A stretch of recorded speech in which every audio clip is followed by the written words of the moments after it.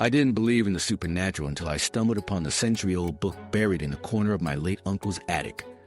Dust was thick enough to conjure a sneeze, but I brushed it aside, driven by a morbid curiosity.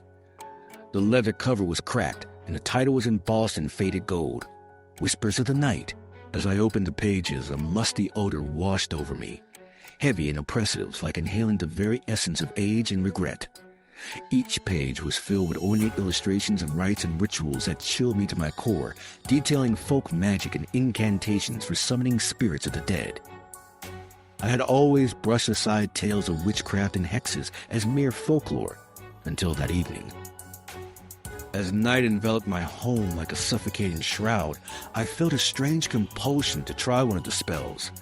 It promised a glimpse into the past, a portal to converse with those long gone. Laughter echoed around me from memories of childhood ghost stories, laced with thrill and terror. I gathered candles and set a circle in the dim light, reciting verses that felt alien on my tongue. The air turned thick, and shadows flickered at the edges of my vision, twisting and writhing as though they were alive. Then silence fell like an unwelcome friend. I paused for breath, feeling my heart pound in my chest like a distant drum, the fear creeping in slowly like ice through my veins. Just as I contemplated stopping, a figure materialized in the center of the circle, pale and flickering against the candlelight.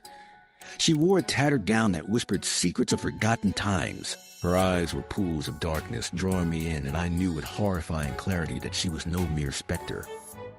She came not for conversation, but to claim an offering. That night, I discovered the truth. Some whispers should remain unspoken.